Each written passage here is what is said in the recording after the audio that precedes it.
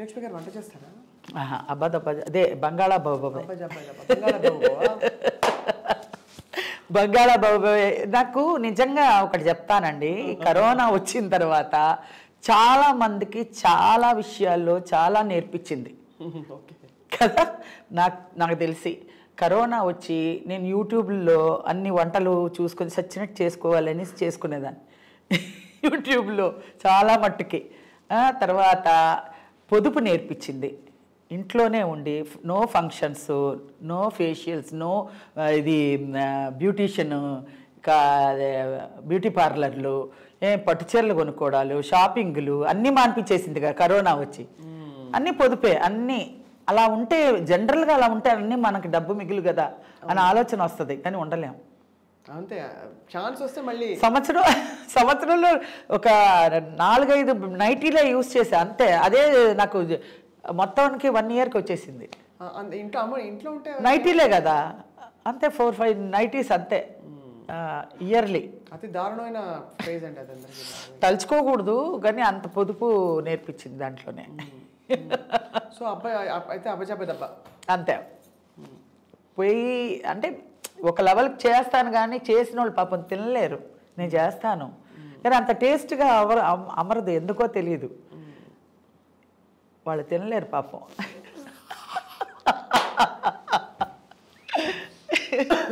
ఏం చేస్తాం, మన చేత వంట అలా ఉంది.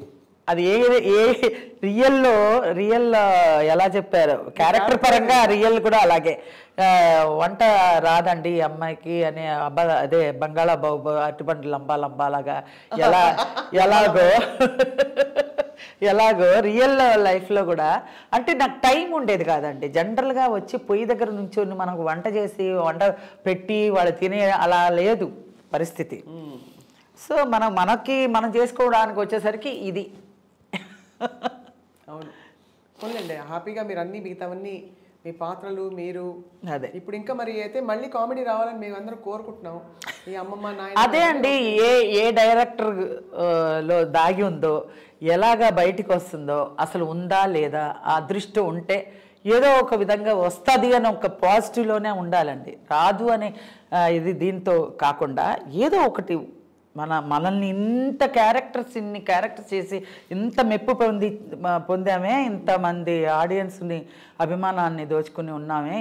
ఇన్ని క్యారెక్టర్స్లో ఏదో ఒక క్యారెక్టర్న మళ్ళీ మనకి అని అదే క్యారెక్టర్లో మళ్ళీ రివీల్ చేసి మళ్ళీ ఈ జనరేషన్కి తగ్గ మోడలేషన్ చేసి ప్రయోగం చేయడానికి ఎవరన్నా ఒక్కడైనా సృష్టించకపోతాడా, చూడకుండా ఉంటావా అని ఒక ఇది ఉంది. అంతే, పాజిటివ్గానే అనుకుందాం. ఇంత అలరించి ఇంత పర్ఫెక్ట్గా బాధ్యతల్ని నిర్వర్తించి ముందుకు సాగిన శ్రీలక్ష్మి గారికి ఇష్టమైన తోడు దొరికారా? తోడు అంటే అది ఎవ్వరికీ చెప్పుకోలేదండి. తోడు ఉన్నారు, బట్ ఎవ్వరికి ఆయనకి ఇష్టం ఉండదు. ఫస్ట్ బయట వారి గురించి మాట్లాడడం గౌరవిస్తూ మేము ఎక్కువ అడగం అంతే. కానీ జస్ట్ ఇది ఇన్ఫర్మేషన్ కోసం శ్రీలక్ష్మి గారు మీ అభిమానులు తెలుసుకోవడానికి ఇష్టపడే విషయం. అభిమానులకి అందరికీ తెలిసే ఉంటుందిలేండి. ఎలాగంటే ఒక జీవితం అన్న వచ్చిన తర్వాత ఒక ఇంత జర్నీ చేసిన తర్వాత ఆవిడకి అందరికీ తెలుసు. బయట మనకి తెలిసిన ఒక సర్కిల్ వరకు తెలుసు. మొత్తానికి నేను చెప్పదలుచుకోలేదు, ఎందుకంటే ఆయనకి ఇష్టం ఉండదు. సో అంతా అది మాత్రం హ్యాపీయే. సో మీరు కుటుంబంతో హ్యాపీగా అది హ్యాపీయే. చెన్నైలో స్థిరపడి ఉన్నారు. అవును, హైదరాబాద్ అప్పుడప్పుడు వచ్చి వెళ్తుంటారు. అవును, మా తెలుగింటే లేదు, ఇక్కడే కదా నాకు ఉండేదే. మొత్తం ప్రొఫెషన్ ఇక్కడే కదా. ప్రొఫెషన్ ఇక్కడే కాబట్టి ఇప్పటికే అంటే ఇక్కడే ఉన్నాను. పర్సనల్ విషయానికి అక్కడ వెళ్తాను. మా ముఖ్యమైన విషయాలు ఏమైనా ఉంటే మెడ్రాస్కి వెళ్ళి అక్కడ చూసుకుని మళ్ళీ ఇటు వచ్చేస్తాను. ప్రొఫెషన్ ఇక్కడ ఉంటే కానీ ఇవ్వని అంటున్నారుగా. అవును, అందుబాటులో ఉండాలి, అందుబాటులో ఉండాలని. అది పాయింట్. షిఫ్ట్ అయిపోయాం కాబట్టి అందరం. చాలా రసవత్తరమైన ప్రయాణం శ్రీలక్ష్మి గారి మీద. బట్ ఎంత తవ్వినా కూడా మీరు మీ బాధని దిగమింగుకుని బాబా అండదండలతో ముందరకెళ్తున్నారు. అది వరకు రోజుల్లో అండి మీరు అన్నట్టు ఈ ఇంటర్వ్యూలు లేవు. ఉంటే గనక నా గోడంతా లైవ్లో ప్రేక్షకులంతా చూసేవాళ్ళేమో, అభిమానులందరూ. ఏంటంటే ఆ రోజుల్లో ఇలా కదిపితే ఏడుపు వచ్చేసేది. ఏడుపు వచ్చేస్తుంది ముందు, ఏడుపు వచ్చాకే మాట వచ్చేది. అది వరకు రోజుల్లో ఇలాంటి యూట్యూబ్ లేవు, ఇంటర్వ్యూలు లేవు, ఏమీ లేవు. ఇప్పుడు 1-2 సార్లు కనిపించింది మీ కంట్లో కొంచెం తడి, మళ్ళీ దిగమింగుకోవాలి కదా, మళ్ళీ బాగుండదు. ఇప్పుడు మన వల్ల అయితే ఇంకొకరికి హ్యాపీనెస్ ఇవ్వాలి. మన వల్ల అయితే ఎంతోమంది ఇళ్లల్లో ఎన్నో దుఃఖాలు ఉంటాయండి. దుఃఖాలని మనం ఎలివేట్ చేసి మనం చూపించొద్దు. ఎందుకంటే వాళ్ళకుండే బాధని ఇంకా మనం ఆద్యం పోసినట్టు అవుతుంది. మన అందరికీ ఉంటుంది, అందరికీ బాధలు ఉంటాయి, అందరికీ సంతోషాలు ఉంటాయి, అన్నీ ఉంటాయి. దాంట్లో ఏది మంచిదో అది తీసుకొని మనం ప్రజలకు చెప్పే దీంట్లో వాళ్ళ కష్టాన్ని కూడా మర్చిపోతారు. నన్ను చాలామంది ఫారెన్లో వాళ్ళు ఐటీ పనులన్నీ చేసుకొని చాలా డిప్రెషన్లో కింద పడి ఇలాగా తల బాదుకునే టైంలో నావన్నీ క్లిప్పింగ్స్ చూస్తారంట. ఉజ్వల్ అని ఒక అబ్బాయి ఉన్నాడు, నన్ను ఫారెన్ తీసుకెళ్ళింది ఆ అబ్బాయే.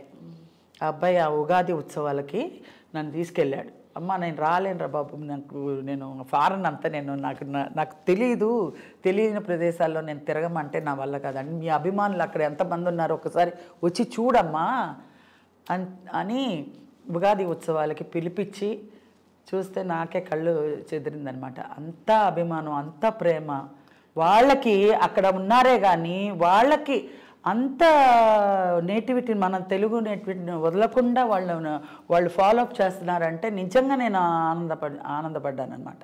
చాలా సంతోషం వేసింది. ఇంత ఇదిగా ఉంటారా అక్కడ, మనకన్నా ఎక్కువ ఉన్నారు వాళ్ళు.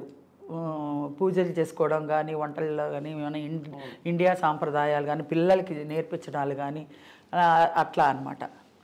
ఆ ఉజ్వల చెప్తూ ఉంటాడు, స్వర్ణకమలం కానీ అవన్నీ ఇవన్నీ అన్నీ జంజాల్ గారి సినిమాలు అన్నీ వేసుకుని చూస్తామమ్మా, తెగ నవ్వుకుంటామమ్మా. మిడ్ నైట్లు అంతా అందరూ గుళ్ళుమని ఇల్లంతా శబ్దాలు వచ్చేలాగా నవ్వుకుంటాం. అప్పుడే మా ఫ్రస్ట్రేషన్ పోతుందమ్మా, అంత బాగుంటుందమ్మా. అలాంటి సినిమాలు మళ్ళీ మీలో ఎప్పుడు వస్తుందో ఎప్పుడు చూస్తామో తెలియదు కానీ ఇప్పుడు మాత్రం మేము మర్చిపోలేమమ్మా అని అంటుంటే ఇలా లేచి నుంచి ఉంటుంది మనకి. ఏంటంటే అప్పుడు తెలియకుండా ఎలా యాక్ట్ చేసామో ఇప్పుడు ఇంత రెస్పాండ్ అయ్యామో, ఇంత రెస్పాన్స్ ఉందా అని మీరు వచ్చిన వెంటనే అడిగినప్పుడు నిజంగా నాకు ఇప్పుడు ఈ జనరేషన్ ఇలా లేకపోతే ఇది వరకు ఇండస్ట్రీ కూడా మనకేం తెలిసేది కాదండి, బయట ప్రపంచానికి తెలిసేది కాదు. ఇండస్ట్రీ అంటే ఇండస్ట్రీ గుట్టుగానే ఉండేది. మేము ఫ్లోర్కి వెళ్ళేవాళ్ళం, ఫ్లోర్లో దిగేవాళ్ళం, ఏబిసి అని ఫ్లోర్ ఉండేది. ఆ ఫ్లోర్లో దిగేవాళ్ళం, మేము యాక్ట్ చేసేవాళ్ళం, మళ్ళీ కార్ ఎక్కి మళ్ళీ రూమ్కి వచ్చేవాళ్ళం, మేకప్ రూమ్, అక్కడి నుంచి ఇంటికి వెళ్ళేవాళ్ళం. అంతే. మామూలు ప్రజలతో ఇదే ఉండదు, కనెక్షన్సే ఉండదు. ఇప్పుడు ఏంటంటే అందరూ ఓపెన్ అయిపోయారు. అందరూ ఒక అభిప్రాయాలు మంచైనా చెడైనా ముఖం మీద చెప్పేస్తారు.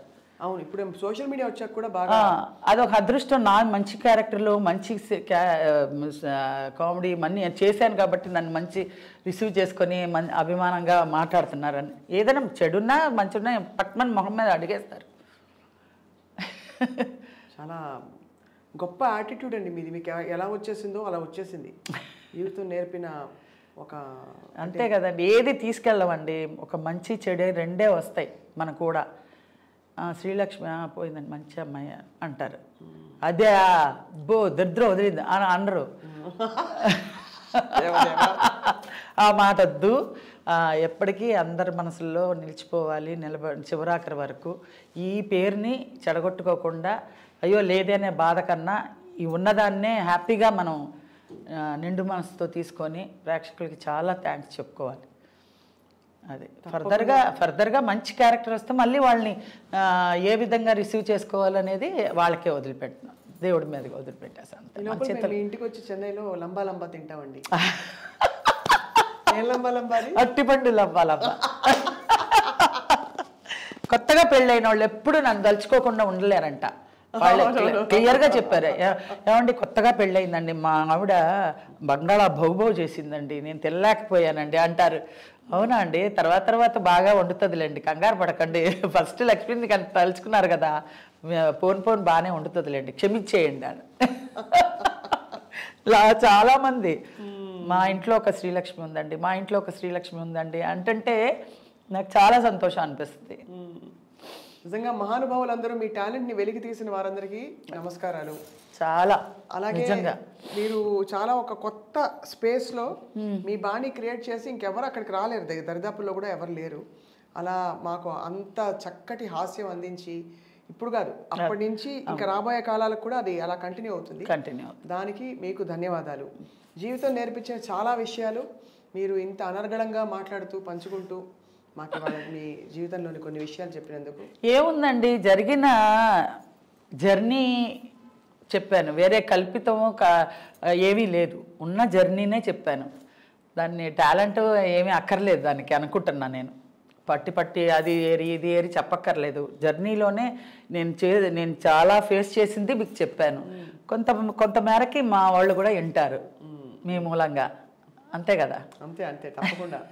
అంటే ప్రత్యేకంగా మనం అందరూ అడుగుతారండి, ప్రత్యేకంగా ఒక్కొక్కరికి నేను చెప్పలేను. మామూలుగా ఇలా ఇంటర్వ్యూ అంటే అందరూ చూసుకుంటారు, అందరూ చెప్పేవాళ్ళు చెప్తారు, మంచి తీసుకునే వాళ్ళు తీసుకుంటారు, ఏదన్నా దీంతో మన అందరికీ దగ్గర అవుతాం. అవునవును అవును. దీని ఇంటర్వ్యూ వల్ల అందరికీ సందేహాలు ఉంటాయి, వాళ్ళు ఎదురు పడితే కోరికలు ఉంటాయి, అడగాలని మేడం ఇదండి అదే అన్నిటికీ చెప్పలేము మనం. ఇలాంటి విషయాల్లో అన్నీ ఓపెన్గా చెప్తాం కాబట్టి వాళ్ళు అన్నీ తెలుసుకోవడానికి అవకాశం ఇది, అంతే. మీకు ముందుగానే పండుగ శుభాకాంక్షలు. Thank you. Wish the same. 2023 మీకు చాలా దివ్యంగా వెలిగిపోతూ మళ్ళీ శ్రీలక్ష్మి తారగా మాకు మెరవాలని చెప్పి శ్రీలక్ష్మి గారు మీ అందరం కోరుకుంటున్నాం. శ్రీలక్ష్మి గారు తప్పకుండా అండి. అలాగే ఆ భగవంతుడి బ్లెస్సింగ్ కూడా అందరు ప్రేక్షకుల అభిమానం కూడా ఉండాలని నేను కోరుకుంటున్నాను. సాయిరామ్. సాయిరామ్.